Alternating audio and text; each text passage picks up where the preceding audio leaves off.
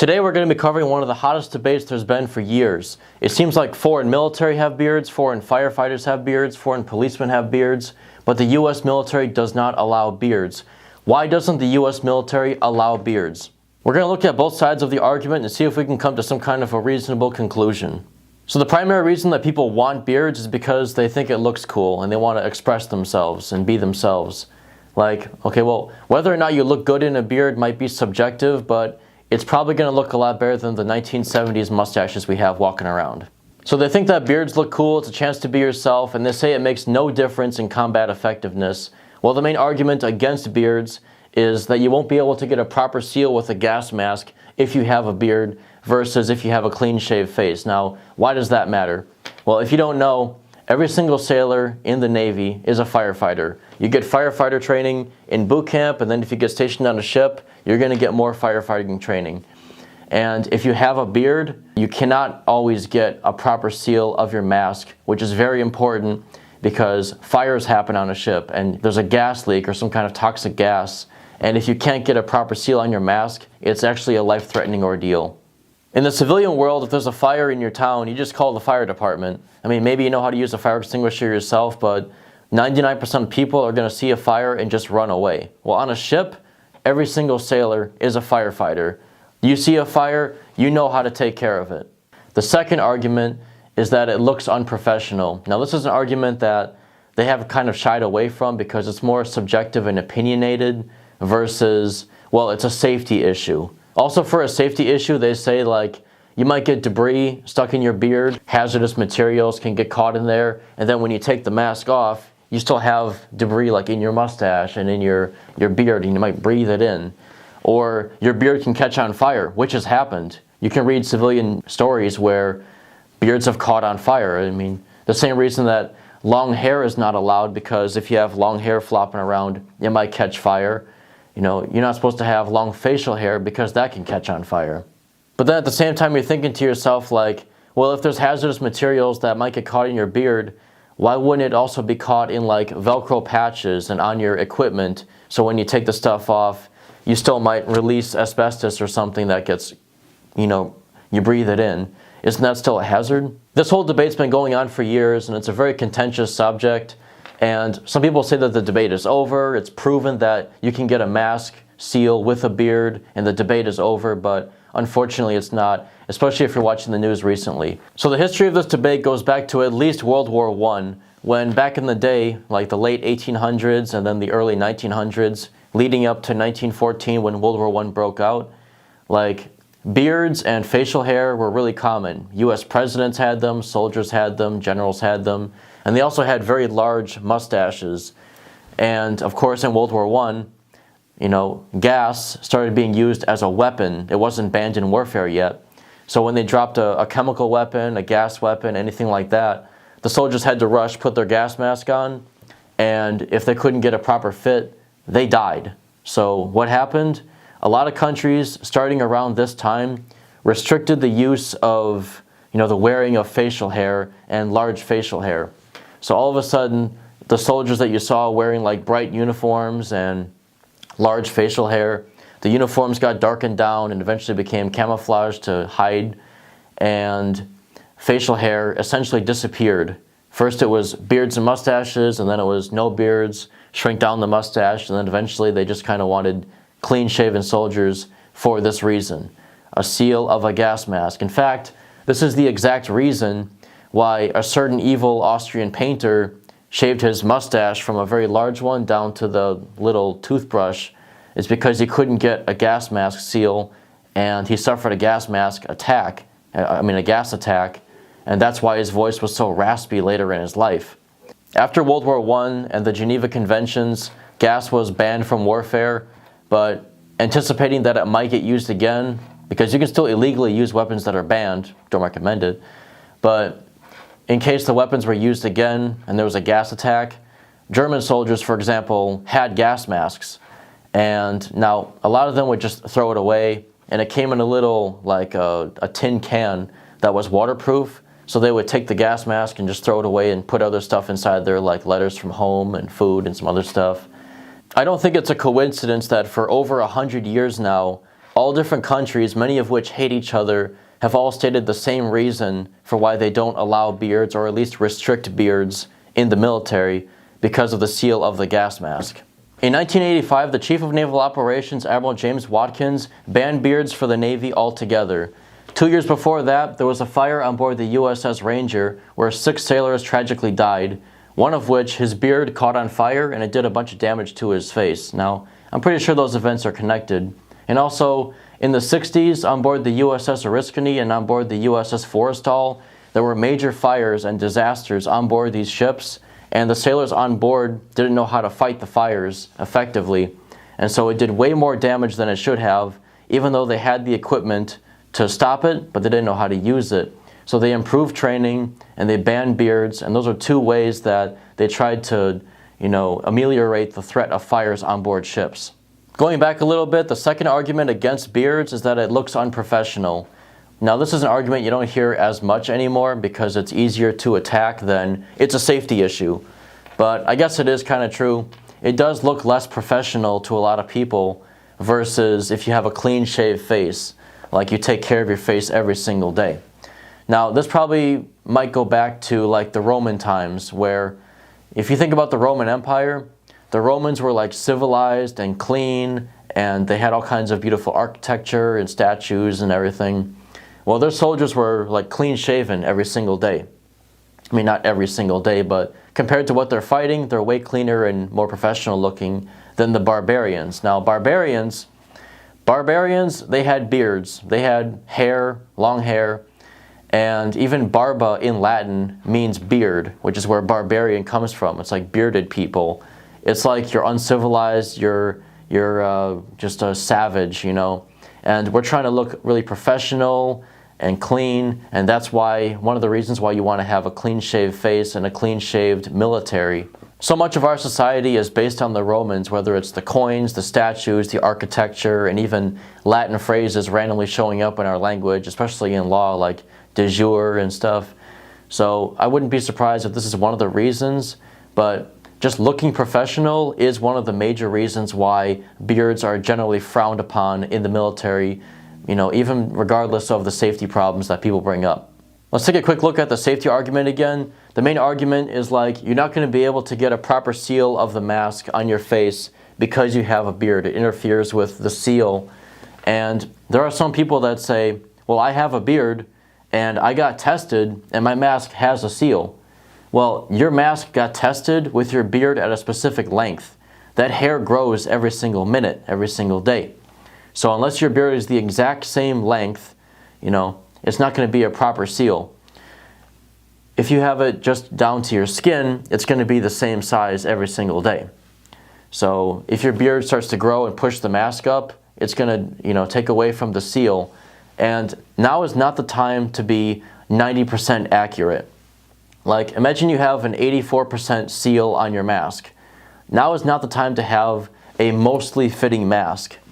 Because would you jump out of a plane that has an 85% chance of a parachute opening with no backup chute and a 15% chance that you fall and hit the ground like Looney Tunes?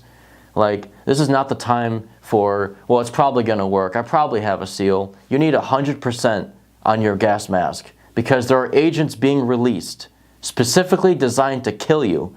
And there is a mask on your face specifically designed to save your life. But you might die because you have a beard. And what is your family going to be told? Well, he died, but at least he looked cool. Even when I was in boot camp, we went to the gas chamber. Well, I guess now they call it the confidence chamber. But you go to the gas chamber, and they give you an M50 gas mask. And they put you in a room, they lock the door, and they release CS gas, tear gas, into the room. Now, it's not a very serious gas. You cough a little bit, your eyes water up a little bit, no big deal. It's a joke compared to like OC spray, which isn't really a gas, but compared to that. Well, one of my friends is a little bit of a kind of a skinny guy, and he couldn't get a proper seal on this area of his mask because his face was so skinny that like the mask couldn't come all the way down. Because he didn't have a 100% seal, he probably had like a 95% seal, he was breathing in CS gas the whole time we were in there. Now, he didn't complain, but if he did complain, they would have got him out of there and helped him. but it's not that serious of a gas. Again, he was fine. Now imagine instead of CS gas, it was mustard gas or some kind of gas weapon that's actually going to kill you. He wouldn't be alive today. Civilian studies have shown this, and federal regulations specifically call out and ban facial hair if you're using firefighting equipment.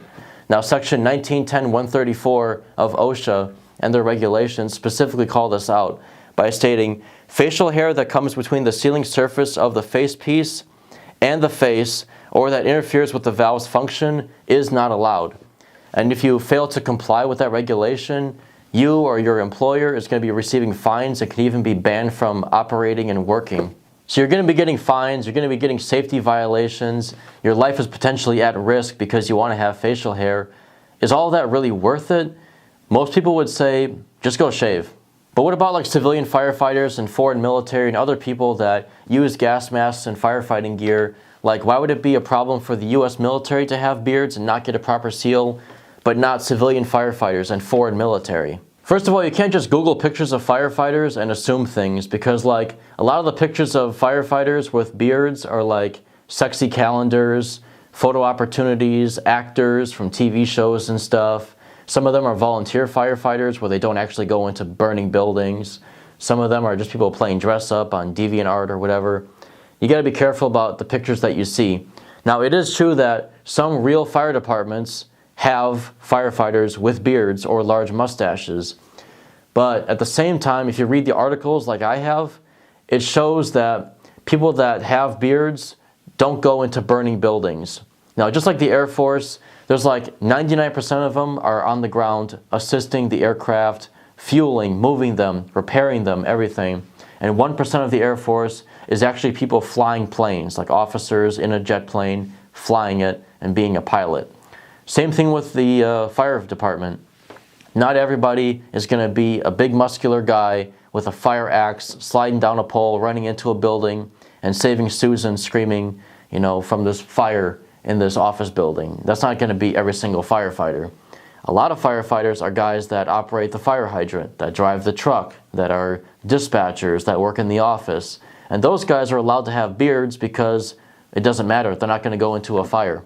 Some of the firefighters are also guys in training. They're also guys that are doing ride-alongs, where if you're in high school, you can just join the fire department temporarily and just ride along with them, see what it's like, see if it's a career that you want to do. But once you actually join the fire department, and if you go into a specific profession where you're entering burning buildings and you're saving people, you are not going to be allowed to have a beard. It's a safety hazard. By the way, these videos are not monetized and I don't insert ads. I'm just trying to get you some information you should find interesting for free. So if you like the video, if you like the channel, you can just please subscribe and hit the like button. And if you want to support the channel, it's in the description. So if a large section of the population really wants beards, why didn't anybody sue? Aren't there any court cases about this? Has anybody tried fighting this in court? And the answer is yes, there's been court cases about this all the way back to at least the 1970s. Muslim and Sikh firefighters have been suing OSHA for this for decades, and they've cited medical reasons, freedom of expression, religious exemptions, and all of these lawsuits have failed, and they always get told the same thing.